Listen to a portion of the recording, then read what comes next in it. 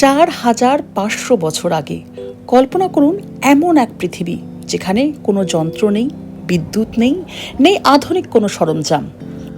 তবুও নাকি মানুষ বানিয়ে ফেলেছিল এমন একটা কাঠামো। হ্যাঁ, এই তবুও, এই প্রশ্নটা মানুষেরই তোলা, মানুষের ওপরে। Dilo bonito, Marieta. Sabor. El cuarto de Turas le cogió candela, se quedó dormida y no apagó la vela.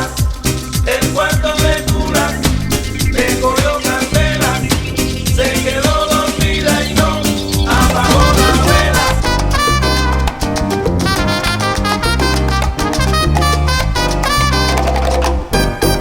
El cuarto de Turas le cogió candela, se quedó dormida y no apagó la vela. সবাইকে নমস্কার আর ক্ষমা চেয়ে নিচ্ছি এতটা দেরি করে ফেরার জন্য, কিন্তু দের আয়ে পর দরুস্ত আয়ে। আজকে আমি আবারও একবার এয়ারপোর্টের পথে, আর সেই পথে দেখবেন এমন কিছু ইন্টারেস্টিং দৃশ্য। মামা দেন একটু, মামা। দোস্ত দোস্ত না রাহা। যতটা ভাবলেশীনভাবে ধানি আমার সঙ্গে ঝগড়াটা এড়িয়ে গেল, সেটা কিন্তু হলো না ইরান আর আমেরিকার ক্ষেত্রে। যুদ্ধ চলছে, আর সেই পরিস্থিতিতেই আমরা পাড়ি দিচ্ছি মিশরে। এপ্রিল মাস, এখন ভগবানই ভরসা। আর ভরসা বাড়িয়েছে কিছুটা যুক্তরাজ্যের পররাষ্ট্র দপ্তর। তারা বলেছেন আপনারা যান, কিন্তু যাবেন না মিশরের উত্তর সীমান্তে। প্রায় 4.5 ঘন্টার আকাশপথ পেরিয়ে অবশেষে আমরা এসে পৌঁছেছিলাম আমাদের স্বপ্নের সফরের দোরগোড়ায়। স্পিংস ইন্টারন্যাশনাল এয়ারপোর্ট থেকে আমাদের যাত্রা শুরু হলো গিজার পিরামিডের উদ্দেশ্যে। ভিসা, ইমিগ্রেশন, লোকাল কারেন্সি আর সিম কার্ড সংক্রান্ত বেশ কিছু গুরুত্বপূর্ণ তথ্য এখানে আমি দিয়ে দিয়েছি। একটু ভিডিওটা পজ করে দেখে নিতে হবে। হাতে অবশ্যই ছোট ইউএস ডলারের নোট রাখবেন, যেমন $5। আর শহরে গিয়ে ডলার ভাঙিয়ে ইজিপশিয়ান পাউন্ড নিয়ে নেবেন, কারণ এখানে টিপ কিন্তু part of tradition or culture.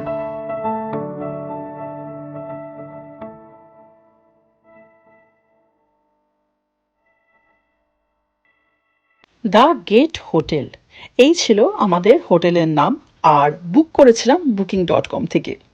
তবে একটা বিভ্রান্তি বোধহয় আপনারাও বুঝতে পেরেছেন। আমরা প্রথমে পৌঁছে গিয়েছিলাম দ্য পিরামিড গেট হোটেল। এখানকার সমস্ত হোটেলের নাম ওই গেট আর পিরামিড এরকম, তাই একটু খেয়াল রাখতে হবে। ডিনার মেনু দেখে বেশ ভালো লাগলো, আর আরও ভালো লাগলো দেখে এই ব্যাপারটা, জেট স্প্রে রয়েছে বাথরুমে। রাত তখন প্রায় 10:30।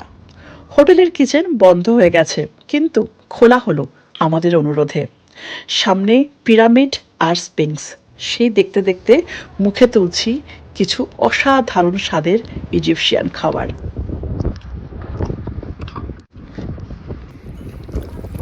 বুঝতে পারছেন, কারোর মুখে কোনো শব্দ নেই। কতটা খিদে পেলে এমন চুপচাপ তাড়াতাড়ি খেয়ে নেওয়া যায়। যাই হোক, সকলকে জানাচ্ছি শুভরাত্রি। কালকে ফিরছি একটা অসাধারণ দিন নিয়ে।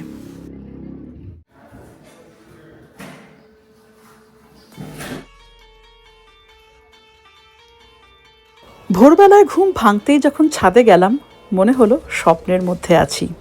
চোখের সামনে ছিল পৃথিবীর সবচেয়ে রহস্যময় কাঠামো, the great pyramid of Giza.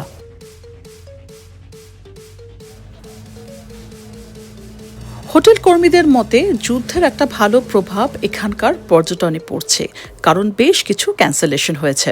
যাই হোক, চলুন ব্রেকফাস্টটা সারি। আর ব্রেকফাস্টের জন্য আপনি বাইরেই বসুন অথবা ভেতরে, সামনের ওই দৃশ্যটা কিন্তু একটা স্থির চিত্রের মতো।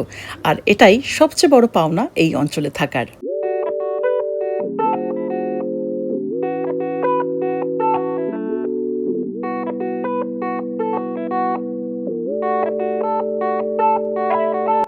আর এই হচ্ছে আমাদের একদম মিশরীয় ব্রেকফাস্ট। চলুন ভালো করে প্লেট সাজিয়ে আমরা ভেতরে না বাইরেই বসবো। This one? This is like Egyptian bread. Egyptian bread. Okay. Danish. What is this? This mini pizza. It's vegetable. Vegetables. Open kitchen থেকে দিয়ে গেলেন অমলেট আর ফেলাফেল। ফেলাফেলটা হচ্ছে একরকম নিরামিষ তেলে ভাজা খাওয়ার, অত্যন্ত সুস্বাদু, এবং এর জন্ম কিন্তু এই মিশরের মাটিতেই। বাঙালির ইচ্ছে ছিল পিরামিড দেখবে, ছাদে দাঁড়িয়ে দাঁড়িয়ে দেখছি, প্রাতরাশ করতে করতে দেখছি, এমনকি শোয়ার ঘরের জানলা দিয়েও পিরামিডই দেখছি। আপনিও যদি চান পিরামিডকে সামনে রেখে একটা দিন কাটাবেন, তাহলে কিন্তু এই অঞ্চলে বিভিন্ন মানের হোটেল আছে। আমি আমার হোটেলের ডিটেলসটা ডেসক্রিপশন বক্সে দিয়ে দেবো। আমরা কিন্তু এই হোটেল থেকে সম্পূর্ণ চেক আউট করে বেরিয়ে যাচ্ছি। সারাদিন আজকে আমরা পিরামিড আর গিজার সেই বিখ্যাত মিউজিয়াম ঘুরে দেখব, আর তারপরে আমরা ধরে নেব আজওয়ানের জন্য ট্রেন। আমাদের এই একটাই ঘর ছিল, একটা ঘরেই 2টো বেড। আর দেখুন, এটা হচ্ছে প্লাগ পয়েন্ট, আর হোটেল থেকে 2 পা হাঁটলেই কিন্তু এক্ষুনি পৌঁছে যাব গিজা পিরামিড কমপ্লেক্সে।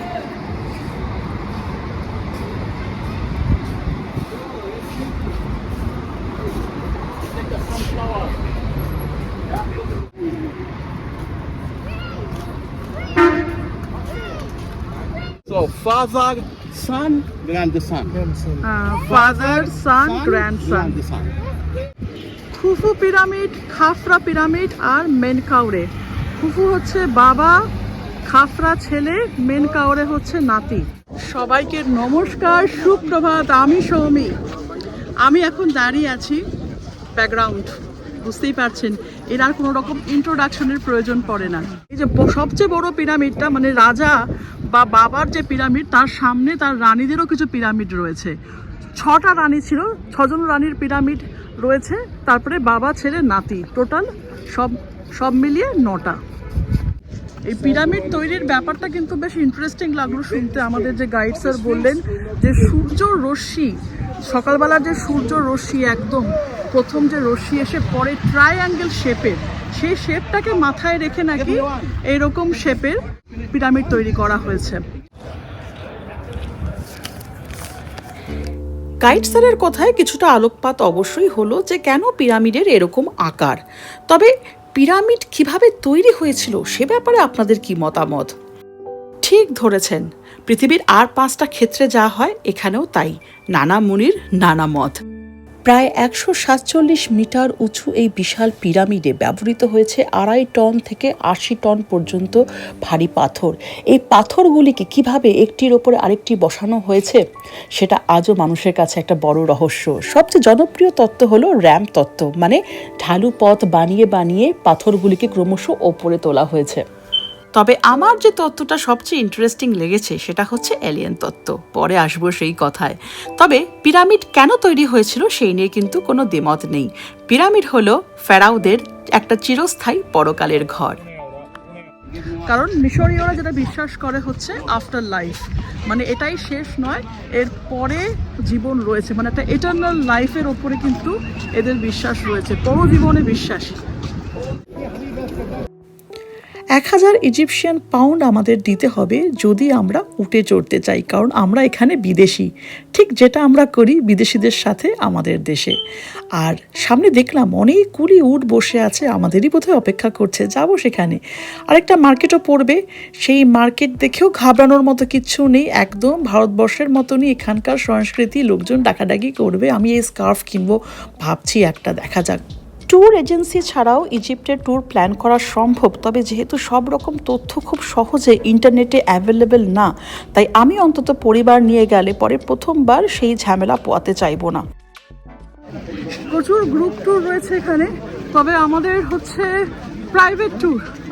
আমি সমস্ত কিছু এইখানে নিচে লিখে দেবো, আমার স্ক্রিনের মধ্যেই চলে আসবে। আরবি এখানকার মূল ভাষা, তাই ভাষাগত সমস্যা এড়াতে, সঠিক তথ্য পেতে আর নিরাপত্তাজনিত কারণেও ট্যুর এজেন্সির সাহায্য নেওয়াটাই ঠিক মনে হয়েছিল। আবহাওয়ায় এখন যুদ্ধ, আর আমাদেরকে অনেকেই বলছিল আসার সময় যে আপনারা কি তাহলে ওয়ার্ড ট্যুরিস্ট হচ্ছেন। ওয়ার্ড ট্যুরিস্ট একটা খুব সংবেদনশীল কথা।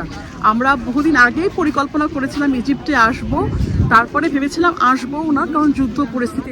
আর ডোনাল্ড ট্রাম্প যেটা দেখাতে চাইছে যে তার এত পাওয়ার, আসলে কিন্তু এই পিরামিডগুলো এক একটা পাওয়ার স্টেটমেন্ট, যেটা বলছে আমরা শুধু রাজা নই, ঈশ্বরের কাছাকাছি কেউ।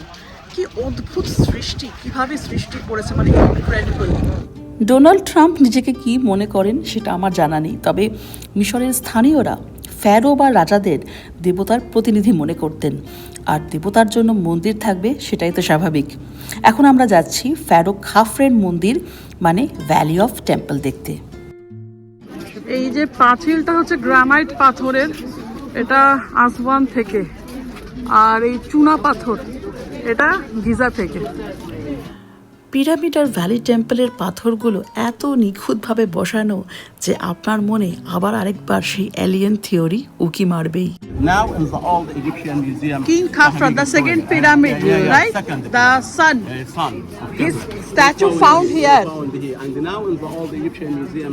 That is in the Egyptian museum. Okay, okay. সব টাকা পয়সা দিয়ে গেছে, আমাদেরও ইশারা করছিল, ইশারা করলে পরে আপনি তাকাবেন অন্যদিকে, কিছু বুঝতে পারছেন না। গাইড স্যারের থেকে যা বুঝলাম, ফ্যারোর মৃত্যুর পরে তার রাজার থেকে দেবোত্তর দিকে যাত্রা শুরু হতো। ওই যে বলেছিলাম পরজন্মে বিশ্বাসী, আর সেই যাত্রার শুরু হতো মামিফিকেশন দিয়ে, মানে শরীরকে অক্ষয় করা। আবার মামিফিকেশন পদ্ধতির মধ্যেও কিন্তু 6টি ধাপ থাকে। সেই 6টি ধাপ আমি খুব সহজ ভাষায় দেখুন এখানে লিখে দিয়েছি, আর এই সমস্ত তথ্য আমি সংগ্রহ করেছি ব্রিটিশ মিউজিয়াম থেকে। মানে মামিফিকেশনের এই সমস্ত রীতিনীতি পালিত হয়েছিল ফারাও খাফরের জন্য ঠিক এই জায়গায় যেখানে আমরা এখন ঘুরে বেড়াচ্ছি, ভ্যালি অফ টেম্পলে, আর তারপরে তাকে নিয়ে যাওয়া হয়েছিল তার নিজস্ব পিরামিডে। upper and the lower. The upper made out of alabaster, the lower made out of granite. Have a look, you can see it. মামিফিকেশনের পরে হতো opening of the mouth ceremony. Opening of the mouth অনুষ্ঠানে পুরোহিতরা বিশেষ যন্ত্র দিয়ে মমির মুখ স্পর্শ করত এবং মন্ত্র পড়ত, যাতে মৃত ব্যক্তি যেন পরলোকে গিয়ে আবার কথা বলতে, খেতে আর শ্বাস নিতে পারে। এই opening of the mouth ceremony অনুষ্ঠানটি সম্ভবত মমিকে কফিনে রাখার পরে হতো, আর তারপরে শোকযাত্রা, মানে ভ্যালি অফ টেম্পলের মতো জায়গা থেকে ফ্যারোকে নিয়ে যাওয়া হতো পিরামিডের উদ্দেশ্যে। সমস্ত খাওয়ার ও প্রয়োজনীয় জিনিসপত্র দিয়ে সমাধি বন্ধ করে দেওয়া হতো, কারণ মিশরীয় বিশ্বাস অনুযায়ী এখান থেকেই ফ্যারোদের পরকালের যাত্রা শুরু হয়।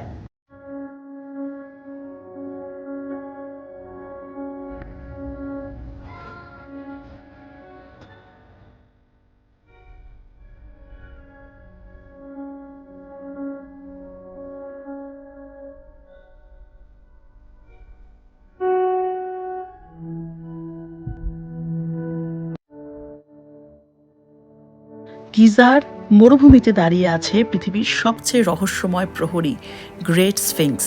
প্রায় 4500 বছর আগে ফারাও খাফরে, মানে যিনি দ্বিতীয় পিরামিডের মালিক, যার ভ্যালি অফ টেম্পল দেখে আমরা বেরোলাম, সেই ফারাও খাফরের সময় এক বিশাল চুনা পাথরের পাহাড় কেটে এই স্ফিংস তৈরি করা হয়।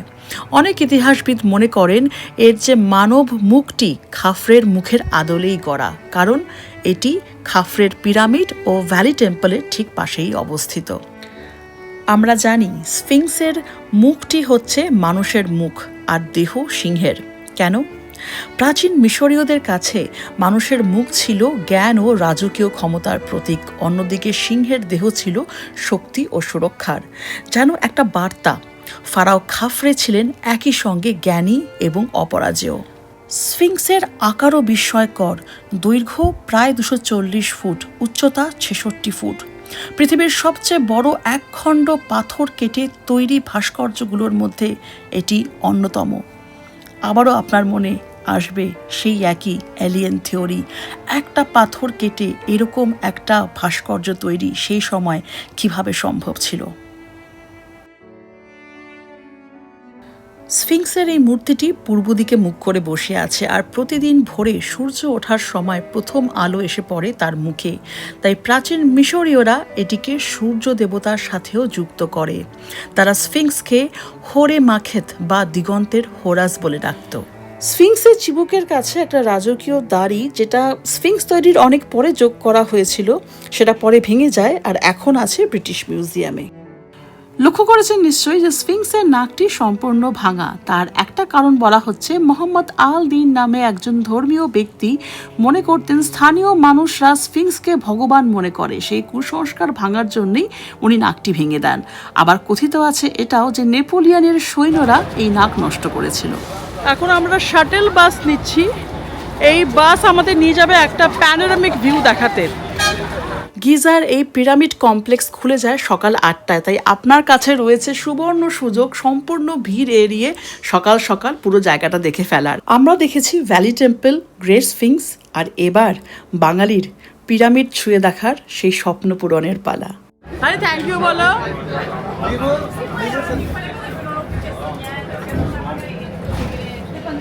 এই বাসে আমাদের পাশে একটি পাকিস্তানি পরিবারও ছিলেন এবং সবাই যাচ্ছে আর কি এখন পিরামিডের দিকে। ভদ্রলোক ধানি রিভুকে চকলেট দিয়েছিলেন। থ্যাংক ইউর কোনো বেলায় নেই, চকলেট হাতে পেয়ে ভাগ বাটোয়ারা করতে দুজনে ব্যস্ত।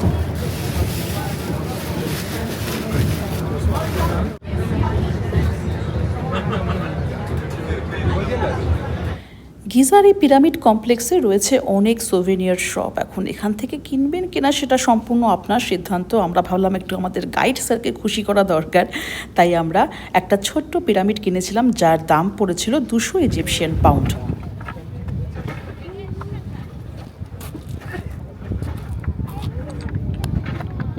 রেবো পাপা চিনতে পারছো আমাকে?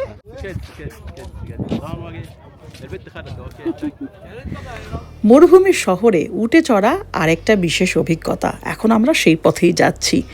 উটের পিঠে চড়ে মানে ক্যামেল রাইড করে আমরা একটা বিশেষ ভিউ পয়েন্টে যাব, যেখানে আমাদের উট চালক নিয়ে যাবেন অবশ্যই।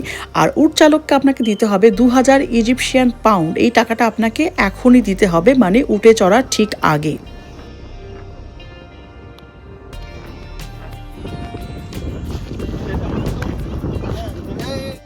Sir, 1 minute, okay?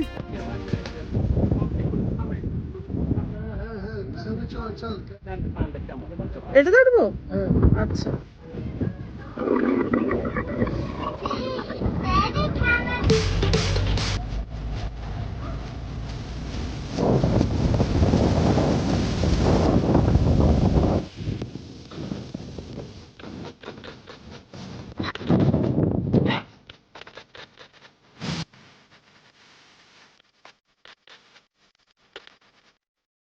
I'm happy.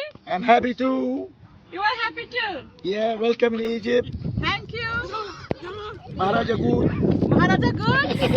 ইজিপশিয়ানদের কাছে ভারতবর্ষ থেকে কেউ গেছে মানে মহারাজা, তো মহারাজা ট্রিটমেন্টটা বেশ ভালোই লাগলো। আর এই ভিউ পয়েন্টে আপনি কিন্তু পুরো গিজা শহর আর 3টে পিরামিডকে ব্যাকগ্রাউন্ডে পাবেন। এখানে ক্যাফেটেরিয়া রয়েছে।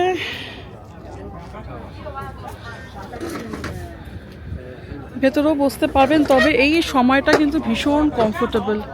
আমরা এসছি একদম মার্চের শেষের দিকে, আর মোটামুটি এপ্রিলের আমরা থাকবো এখানে 7 তারিখ পর্যন্ত। ভীষণ কমফোর্টেবল ওয়েদার, আর এখানে বসে এরকম ভিউ দেখতে পারবেন। এই জাস্ট কফি শপের পাশ দিয়ে চলে গেলে পরে বাথরুম, এখানে 20 ইজিপশিয়ান পাউন্ড লাগবে আর কি বাথরুম ব্যবহার করার জন্য। আর দুর্দান্ত ভিউ, বসে বসে এখানে কফি খাবো এবারে।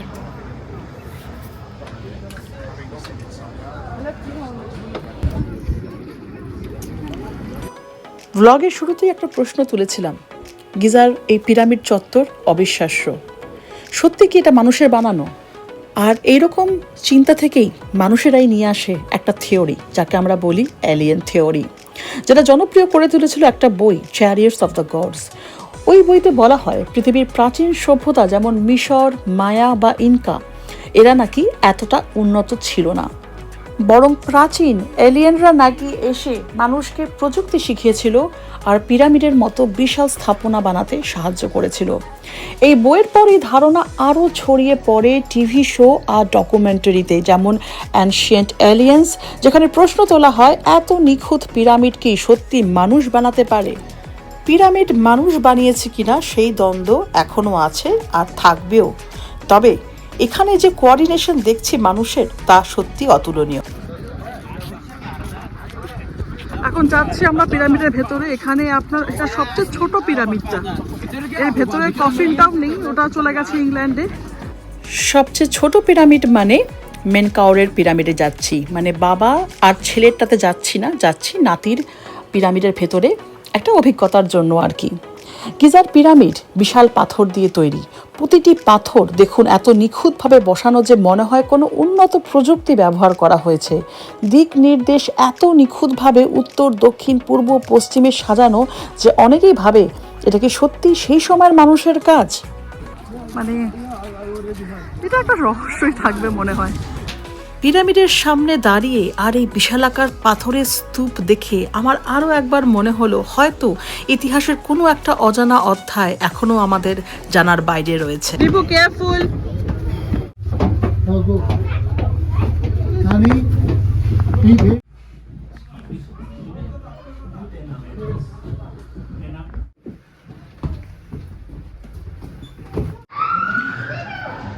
এখানে অনেক তেনারা আছে, দেখা যাক কতজনের সাথে দেখা হয়। বাবা, সারা জীবনের এক্সারসাইজ একদিনে করিয়ে দেবে। তুই আবার বসার জায়গা খুঁজে বার করেছিস? হ্যাঁ, জানিস কে থাকতো এখানে? এখনো সেই গোপন সমাধি কক্ষে পৌঁছতে আমাদের আরেকটা লেয়ার পার করতে হবে। হ্যাঁ, ঠিক যেখানে কৌস্তব বসে আছে ওখানেই কিন্তু থাকতো কফিনটা। কফিনটা ইংল্যান্ডে নিয়ে চলে গেছে, আর সোনা গয়না কোথায় এখানকার রাজারাই আগে নিয়ে নিয়েছে। এলিয়েন তত্ত্ব অবশ্যই ধোপে টেকেনি, কারণ গিজার কাছেই খুঁজে পাওয়া গেছে শ্রমিকদের বসতি, ঘর, রান্নার জায়গা, খাবারের রেকর্ড, এমনকি কবরস্থানও। সম্প্রতি ব্রিটিশ সাংবাদিক গ্রাহাম হ্যানকক আবারও একবার প্রশ্ন তোলেন, কি করে পিরামিড জ্যামিতিক দিক থেকে এত নিখুঁত, কি করে তার প্রত্যেকটি বাহুর দৈর্ঘ্য প্রায় 750 ফুট। তবে শুধু পিরামিড নয়, ইংল্যান্ডের স্টোনহেঞ্জ, পেরুর মাচু পিচু, এরকমই কিছু আশ্চর্যজনক প্রশ্ন নিয়ে এখনো দাঁড়িয়ে আছে পৃথিবীর বুকে। পিরামিডের ভেতরের চেম্বারে এই দুটি যন্ত্র অক্সিজেন সরবরাহ করে। এটা না থাকলে বুঝতেই পারছেন পরকালে পাড়ি দেওয়ার জন্য আমাদের ডোনাল্ড ট্রাম্পকেও লাগবে না। বেরিয়ে যাচ্ছে পিরামিড থেকে, সঙ্গে নিয়ে যাচ্ছি গ্রাহাম হ্যানককের সাম্প্রতিক প্রশ্ন যে আমাদের আগেও কি কোনো উন্নত মানব সভ্যতা ছিল। আমার অবস্থা খুব খারাপ। গ্রাহাম হ্যানককের এই প্রশ্নের ভিত্তি অবশ্যই পিরামিডের নিখুঁত জ্যামিতিক কনস্ট্রাকশন। কিন্তু কি বলুন তো, আমরাও কোথাও না কোথাও ডোনাল্ড ট্রাম্প সে যেরকম ভাবে যে তার থেকে পাওয়ারফুল কিচ্ছু নেই পৃথিবীতে, তেমন আমরা আধুনিক মানুষেরা ভাবি যে আমাদের থেকেও আধুনিক সভ্যতা অত বছর আগে কোনোভাবেই সম্ভব না, তার থেকে এলিয়েন তত্ত্ব চালাবো। ইতিহাসের একটা হারানো অধ্যায় বা একটা যে মিসিং লিঙ্কের কথা আমরা বারবার বলছি, সেখানে এলিয়েন ছিল নাকি কোনো উন্নত সভ্যতা সেটা আমরা জানি না, কিন্তু মানুষ অবশ্যই ছিল। তার কারণ পিরামিড কিন্তু একদিনে পারফেক্ট হয়নি। প্রথমে ছিল স্টেপ পিরামিড, আর তারপরে আমরা পেয়েছি গিজার এই মহান পিরামিড। আর গিজার পিরামিড চত্বর থেকে 2 কিলোমিটার গাড়ি চালালেই আপনি পৌঁছে যাবেন গ্র্যান্ড ইজিপশিয়ান মিউজিয়ামে।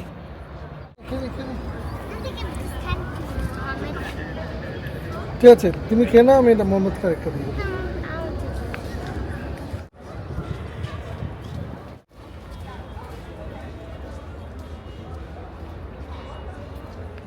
পিরামিডে গিয়ে এত ওপর নিচ করেও আমাদের হয়নি আসলে। আমরা যখন জিমে এসেছি, gym grand Egyptian museum,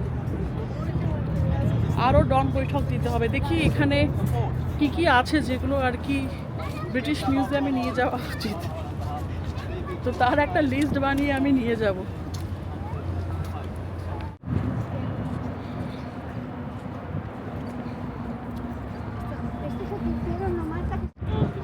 border এরিয়াতে টেনশন থাকলেও ভেতরে, দেশের ভেতরে কিন্তু মানে যে এই সমস্ত ট্যুরিস্ট প্লেসগুলোতে কিন্তু একদম যেরকম নিয়মিত ট্যুরিস্ট আসে সেরকমই আমাদের গাইড স্যার বললেন যে সেখানে কিন্তু কোনো ট্যুরিস্টের কমতি নেই। গ্র্যান্ড ইজিপশিয়ান মিউজিয়াম বিখ্যাত রামসিস দ্বিতীয়র এই বিশাল আকার মূর্তির জন্য, যেটা আমরা দেখছি, আর তুতানখামুনের প্রচুর ধন সম্পদ সংগ্রহের জন্য, যেটা আমরা দেখব। ফারাওয়ের সামনে যে চিবুক থেকে দাড়ি ঝুলছে আর তার যে একটা পা এগোনো, এগুলিকে বলা হয় রাজকীয় চিহ্ন। 1.2 বিলিয়ন খরচ হয়েছে পুরো এই মিউজিয়ামটা বানাতে। এইরকম মিউজিয়াম দেখিনি আমরা। This is something Mohammad compare to লুভরের অন্য 100,000 লুভরে থেকে আমার বড় মনে হচ্ছে। 100,000 pieces exhibited here in a museum. যে বিশাল মূর্তিটা দেখলেন রামসেস দ্বিতীয়র, উনি কিন্তু প্রাচীন মিশরের সবচেয়ে বিখ্যাত ফেরাওদের মধ্যে একজন বলে মনে করা হয়। ওনার শাসনকাল ছিল 66 বছর। আমাদের যেহেতু ইচ্ছে ছিল পিরামিডের সামনে থাকবো, তাই আমরা গিজা বেছে নিয়েছিলাম। আপনি কিন্তু কায়রোতেও থাকতে পারেন, সেখান থেকে আপনাকে ডে ট্রিপে আসতে হবে এখানে। Temple, right? From Saqqara, from Memphis, from Delta, from different archaeological sites. From different archaeological site সব টেম্পলের দরজাগুলো উদ্ধার করা হয়েছে। এটা হচ্ছে রামসেস সেকেন্ড। নিজের মূর্তিটাকে এভাবে বোধহয় বানাতে বলেছিল, স্পিংসের মতো করে।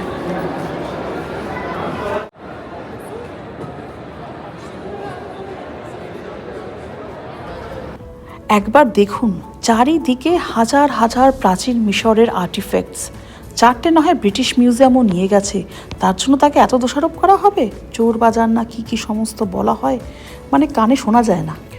আমরা তখন গাইড স্যারকে জিজ্ঞেস করেছিলাম যে লুভরে কি বিশ্বের বৃহত্তম মিউজিয়াম নাকি এটি? তো স্যার খুব পরিষ্কারভাবে বুঝিয়ে বললেন, দেখো লুভরেতে বিশ্বের বিভিন্ন সভ্যতার আর্টিফ্যাক্টস রয়েছে, কিন্তু এটা মানে এই গ্র্যান্ড ইজিপশিয়ান মিউজিয়াম হলো বিশ্বের সবচেয়ে বড় জাদুঘর, যা একটি মাত্র সভ্যতা মানে প্রাচীন মিশরীয় সভ্যতাকে কেন্দ্র করে তৈরি। তবে হ্যাঁ, আকারের দিক থেকে প্যারিসের লুভরেই হচ্ছে বিশ্বের বৃহত্তম জাদুঘর। লুভরের ওপরে আসবে একটা দুর্দান্ত blog. 80 jar. 80 jar. Yeah, to keep the oil, to keep the offering for the king to use it in the second life, and as you see in the different shape. What is the time period? New Kingdom, 18 dynasty. Eh, New Kingdom, 18 dynasty. 18th dynasty.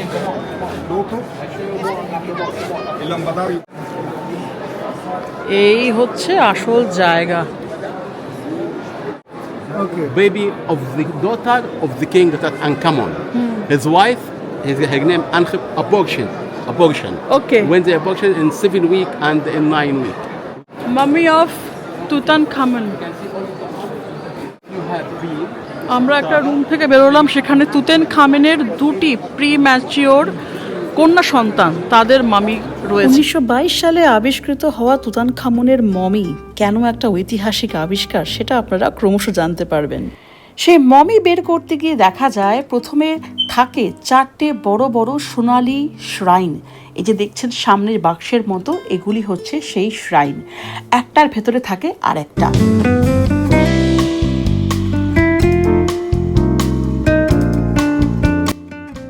চারটে শ্রাইনের সবচেয়ে ভেতরেরটার মধ্যে থাকে একটা পাথরের সার্কোফ্যাগাস, যেটা দেখতে এরকম।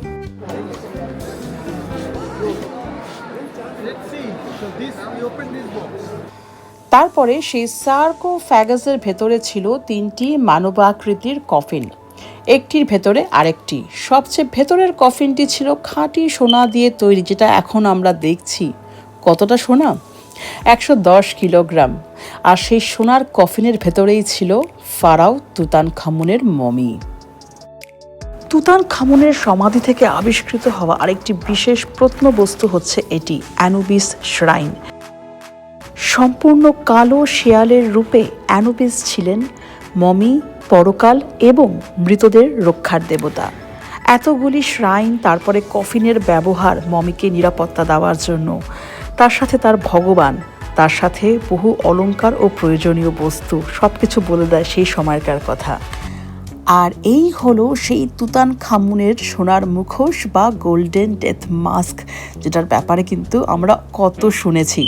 এই মুখোশটা পরিয়ে দেওয়া হতো অবশ্যই মমির রাজকীয় পরিচয় বহন করার জন্য।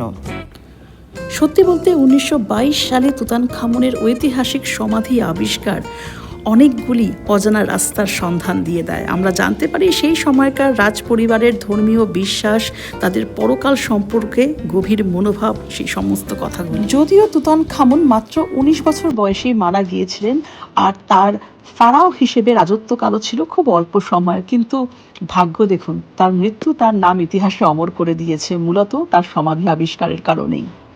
বিখ্যাত সোনালী সিংহাসন, কার? অবশ্যই তুতানখামুনের। এই মিউজিয়ামটি বিখ্যাতই তার এই সংগ্রহের জন্য।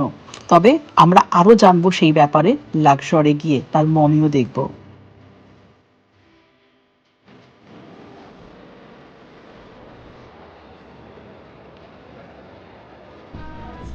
এখন যে নৌকাটা দেখছেন এটা হচ্ছে গ্রেট পিরামিডের মালিক মানে খুফুর সৌর নৌকা। এটাও কিন্তু বেশ কিছুটা ইতিহাস বলে। 1954 সালে গিজার গ্রেট পিরামিডের দক্ষিণ পাশে একটি বিশাল পাথরের আবরণে ঢাকা গর্ত আবিষ্কৃত হয়। আর সেই গর্তের ভেতরে ছিল হাজার হাজার বছর ধরে লুকিয়ে থাকা একটা বিশাল কাঠের নৌকা। ধারণা করা হয় যে পরকালীন যাত্রার সঙ্গে এই নৌকার একটা সম্পর্ক ছিল। তবে নৌকাটি বাস্তবে ব্যবহার করা হয়েছিল নাকি শুধুই প্রতীকীভাবে সমাধির সঙ্গে রাখা হয়েছিল, এই নিয়ে গবেষণা ও বিতর্ক রয়েছে।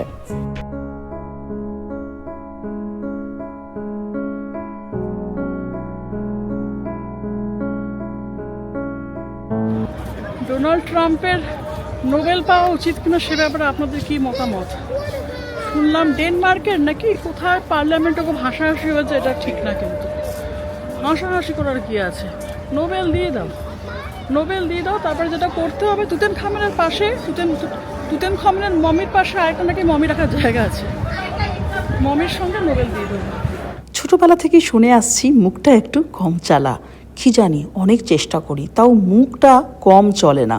কিন্তু গাড়ি আমাদের ঠিকঠাক চালিয়ে এনে পৌঁছে দিয়েছে এই রেস্তোরাঁর সামনে। এটা একটা ইজিপশিয়ান এবং অবশ্যই দেখেই বুঝতে পারছেন এটা একটা ঐতিহ্যবাহী বা ট্র্যাডিশনাল রেস্তোরাঁ। এখানে এখন আমরা আমাদের লাঞ্চ বা ডিনারের মাঝামাঝি কিছু একটা হবে আর কি, সেটা সারবো আর তারপরে রওনা দেব রেলওয়ে স্টেশনের পথে। সেটা একটা আরেকটা গল্প হবে।